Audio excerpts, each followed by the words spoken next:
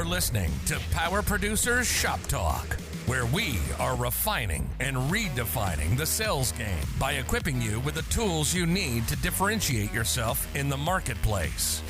Well, it's like when we audit the mod with Logic and give them the action items that they're going to use to lower their total cost of risk. Tactical skills that will help you provide deliverable value to your clients and prospects. Technology is not an expense, it's an investment. Look at what Think HR has done for our clients and even our team. It's an amazing product, and I'm so thankful we have that. And action items that you can provide to take your prospects and clients to the next level. Things are changing for us in 2021. Not all big business anymore. Now that we have Cover Wallet on our team, it's amazing that we're going to be able to write small business profitably. This is Power Producer Shop Talk. Production redefined. Are you ready to feel the power? Hey, everybody. Welcome to the Power Producers Podcast. It is Shop Talk Day, and we are back at you with Crystal Ware from the great state of Texas. And we stopped the last conversation because we were at a natural place to stop, but I felt like we were getting ready to move into what we had planned to talk about next. And that's having a clear vision and also mindset. And these two things are both really, really important to me, always have been. I mean, mindset is so important to me that I had an entire, segment of my new book dedicated to the producer mindset. I mean, it was actually titled The Producer Mindset. So, I think that is something that's really, really important for people in any sales role, but specifically in our industry. So talk a little bit about that, Crystal. I mean, talk about vision and what your thoughts are around that. Yeah, I know, David, a lot of your audience here are agency owners and or people that may be considering moving into an agency ownership and, producers and other agencies. And when we think about what is going to bring us the ultimate happiness, people sit around all the time. This is what I found. People sit around all the time and moan and complain and are unhappy with their life. But what will, just taking arbitrary action, moving to a new job, moving new careers, maybe I should start an agency, just jumping to action without knowing what you envision for your life is worthless. Like you aren't moving in a direction of anything that's going to get you happy unless you know what you envision for your life. So when I'm mentoring people or I talk to people about career guidance and where you want to go, I try to get out and talk to college students as regularly as I can, maybe to get them excited about insurance for one, because it is a great career. But the first thing people need to focus on when they're thinking about my life sucks right now is what do I actually want out of my life? What do I see? I mean, sitting down and even mapping out, spending 30 minutes, just thinking, if I had X, Y, and Z and my life looked like this, that is my dream. That is what fulfillment looks like. I mean, I wouldn't say that I did that exercise when I was 6, 7, and 8, but I always had a clear vision of what I thought my life would be like. And then as I got into college and law school, I really started honing in on that. And I think, it's easy for people to look at me and say, oh my gosh, Crystal's so successful. She's had a great career. She has a great husband. Her life is just perfect, without diving into how did that happen? I mean, it didn't just magically happen. Okay, my parents are not rich. I did not come from some wealthy background. My parents didn't know even how to help me apply to college, to be honest. But I had this strong vision of what I wanted in my life. And then as I got older, I went deeper and, more detailed into what I wanted from my life. And so I just think that's really, really important. I mean, I know now times, in the last 12 months, 18 months, really feeling like since COVID, it's felt a little bit tumultuous and people are looking for a change. But I've seen that people will just take a new job. I got a new job. Maybe this will make me happy. Mm-hmm. First and foremost, you need to sit down and think about what's your vision for your life. There are plenty of exercises you can do. You can write a vision statement. My personal vision statement is to inspire people to live, love, and grow and find happiness in their lives. Honestly, that's my vision. I started doing mission trips when I was in high school and then carried that forward And I just love helping people. And so what is your vision for your life? What does it look like for your family, your friends, your lifestyle? All of those things come into play. And when you get clear on your vision, the rest will kind of start falling into place. It doesn't mean you don't need to still work and talk about and figure out the specific goals that you're looking for and how do I back into those. But it starts with vision, 100%. So our bullet points are vision and mindset. How are they different and how are they intertwined? Well, so vision is really, what you look around and see. Like one day I woke up and of course, my vision on where my life was going has evolved, right? I remember talking to, actually, when I was working at a big company, and I was talking to my broker, who had been the broker for this company for 40 years. Can you imagine? He started in the insurance industry in London at 19. So when people say that insurance is not sexy or exciting, believe me, it is. This guy went around the world. He lived in multiple different countries, worked for some of the biggest companies, and he just had a great, very interesting career. So I was talking to him and I said, his name was John. That's not specific enough to give him away. But his name was John. And I said, John, you know what I dreamed of my life is happening right now. I am in a foreign country, learning about the culture, working in foreign business. And that's exactly what I had grown up wanting to do. It wasn't so specific that I knew exactly the industry or how or why and how that was going to work together. But I just really was getting on a subway in Paris and looked around and like, oh my God, this is the life I dreamed of as a little girl from a suburb outside of Houston, wanting to get out and see the world and learn and grow and know about things going on in other countries and how, business operates. I was doing exactly that. Obviously, it's since evolved into wanting to get into entrepreneurial things and running a business. But the vision is really the image that you have for your life. Like, I want to live in this kind of house. I want to live in the country. I want to live in the city. I want to have a family with 10 kids, or I want to just have some dogs. What is the picture you have of your life that's hanging on your wall that you can look at and say, wow, I love my life. I'm happy. That's the vision. The mindset is how you wake up every day ready to achieve and move forward to your vision.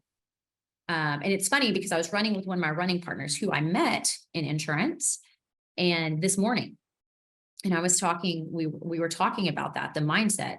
And, you can wake up every day and you can focus on the negative things about your life, or you can focus on the positive things. And what your natural proclivity is towards that is going to define your life.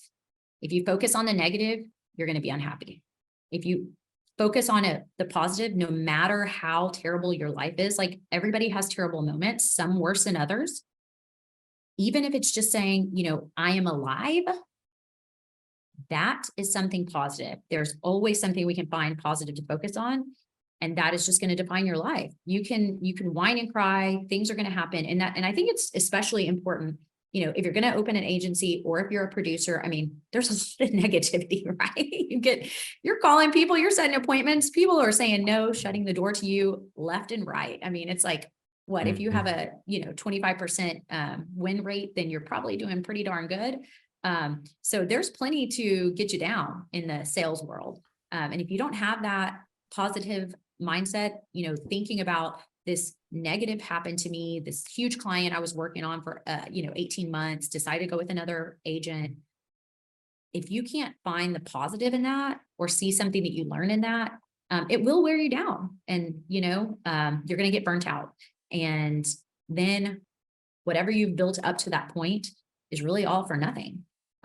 So if you go back to what your vision is on your life, that'll inform your kind of decisions, your career, which path you want to go. And then the mindset is going to help you win on that path or keep you stuck. Yeah, I think with a lot of good stuff in there, first of all, but I think as far as the vision aspect goes, a lot of times people have trouble starting. Like you can sit there and say, okay, I want this kind of house or whatever, but it's like, where do I start? and I think it does change, like you said, over time, but maybe initially it starts a little bit more broad, and then you kind of figure it out from there. But if you don't put the action items in place after that, then it's just more of like a dream or a hope. Yeah. Like, this would be cool, but it's like, okay, now how do we take action? How do we set the wheels in motion to move towards that? And that's the crucial part. Like, anybody can sit there with the vision board or whatever and say, okay, I want these things, but okay, how do we make that happen? Absolutely.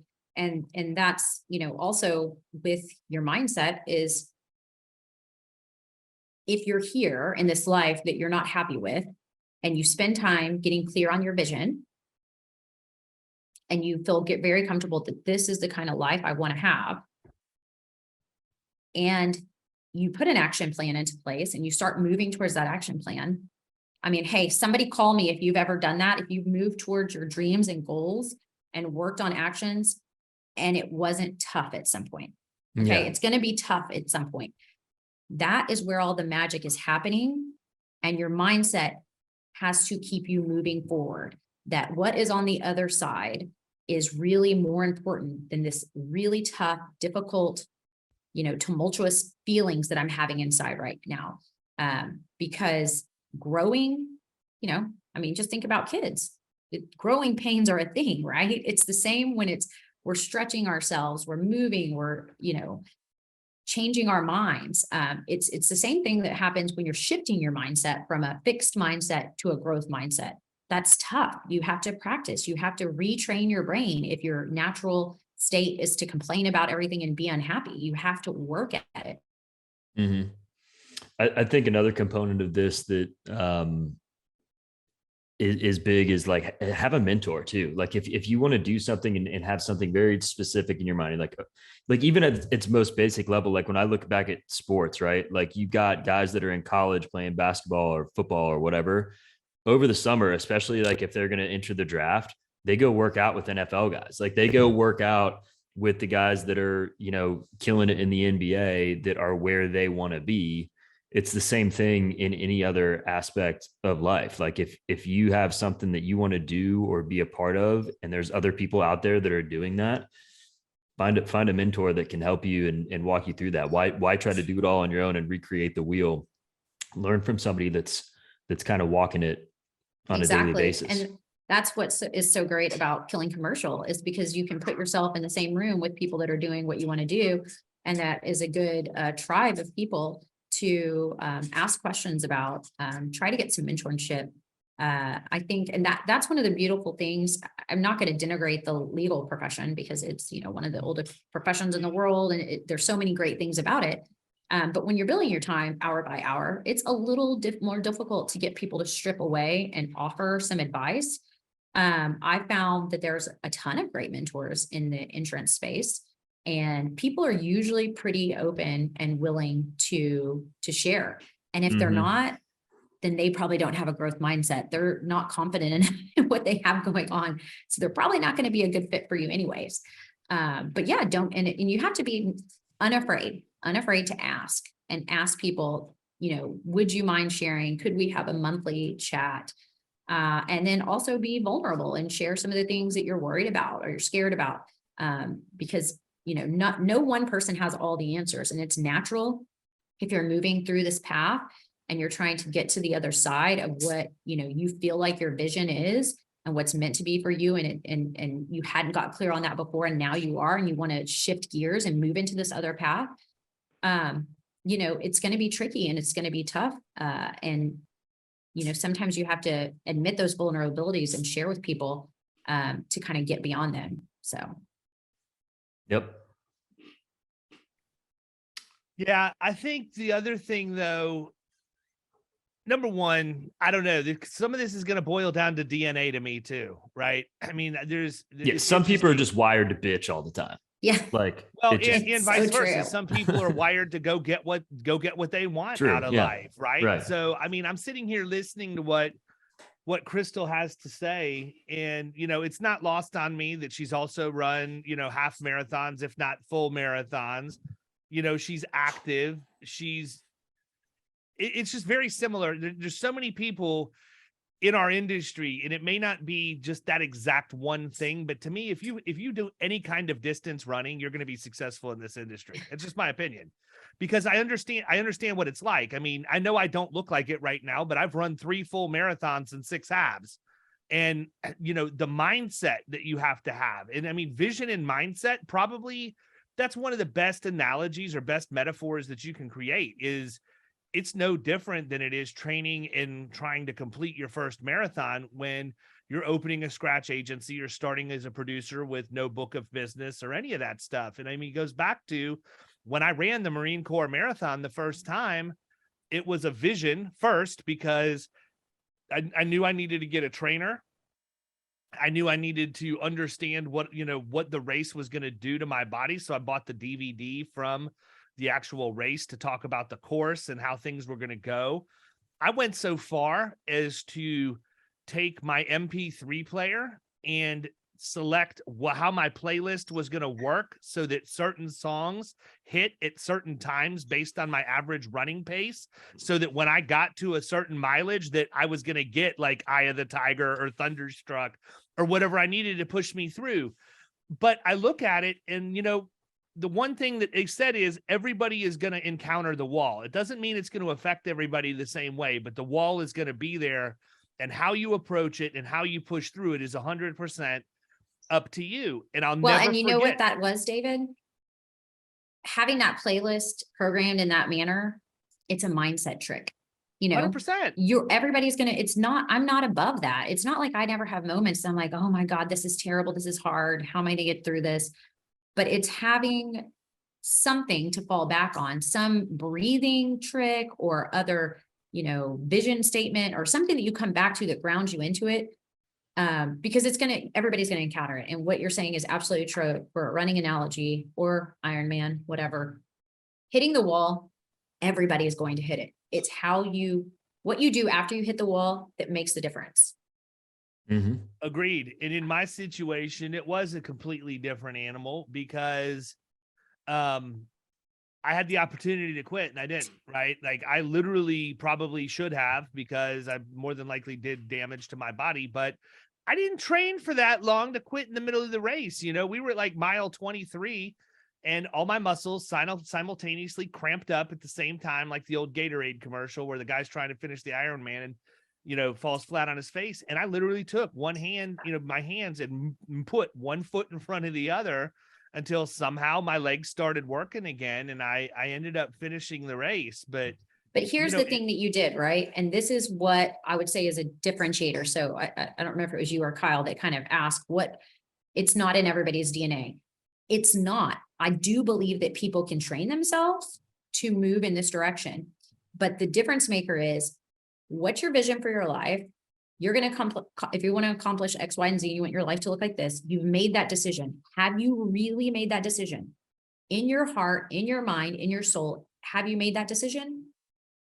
Then you already made it. So when you get to mile 23 and all hell is breaking loose and your body is breaking down and literally you have to will the fibers in your body to keep going, you're able to do that because you already decided, this is what I'm going to do. This is the vision and I'm moving towards it.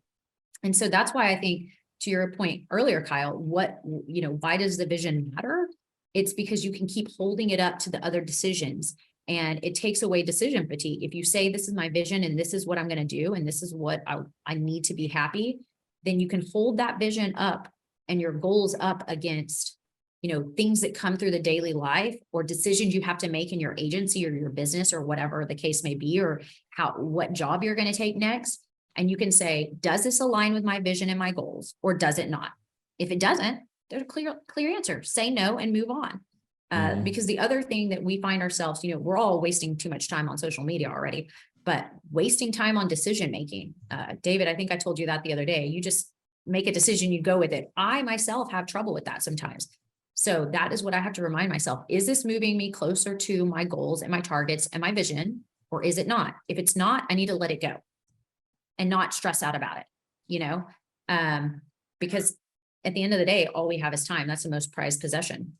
So we need to just stick with our vision. If it, changes slightly. But I really don't think the vision changes that much. It's what the end goals that are going to get us to our vision that changes. And for me, what changed when I was speaking of earlier, Kyle, was that I had the story in my head that entrepreneurship was not for me, and I was not creative or an entrepreneur.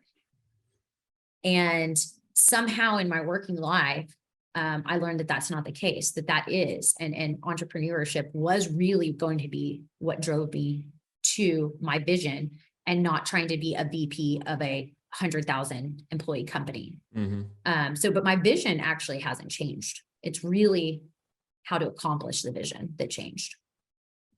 I think the other thing is, and I've been talking about this a little bit lately. I talk about it in Dirty 130, but I also think it's healthy to mix in some reflection time too, because you've got to be able to look back and appreciate what you've accomplished, where you've come from, sometimes just to recharge you, to help you get your mindset where it needs to be and push you forward. I'm not talking about dwelling on things that are negative in the past, but for an example, and I used it, I've mentioned this a few times, but I literally have every single letter of engagement that I've ever gotten since I've come into the insurance industry signed in a 3-ring binder in the office of my house.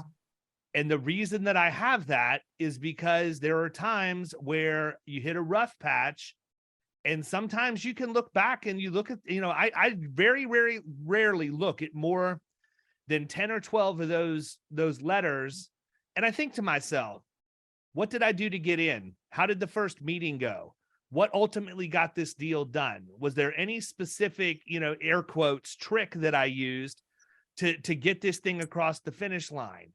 And there are so many times where that has pulled me out of a slump, and I'm right back where I needed to be, because I do forget things. Like I'll use the same tactic multiple times in a row, and then for some reason it falls out of my repertoire, and then it's just gone. And if you don't take time to reflect, you forget things like that. And I think the main reason why I do that goes back to athletics, and specifically baseball, because when you play baseball, you're going to get in a slump at some point. There's nobody who doesn't get in a slump. Tony Gwynn is probably the greatest hitter that ever played the game, and Tony Gwynn would still get in slumps where he wasn't getting hits.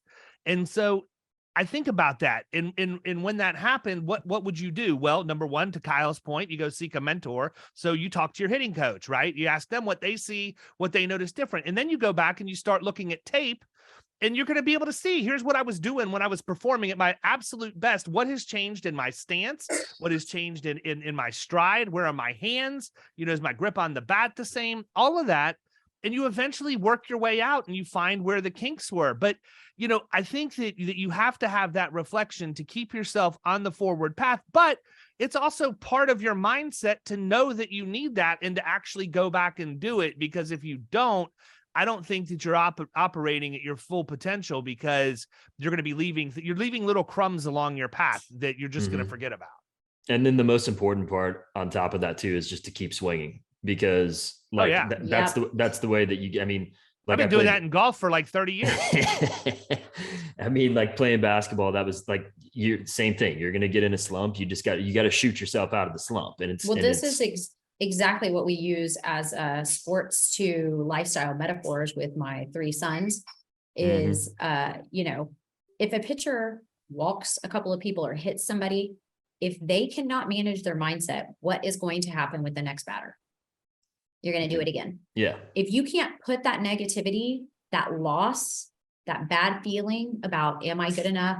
All that negative self-talk, if you can't let it go on each and every single pitch, you're just going to have a terrible headspace, and you're going to be pulled out of the game really fast. And so you just have to let go of the negativity, and you have to focus on what's great. Sometimes it may be conjuring up, all these wins that you had in a notebook, whatever works for you.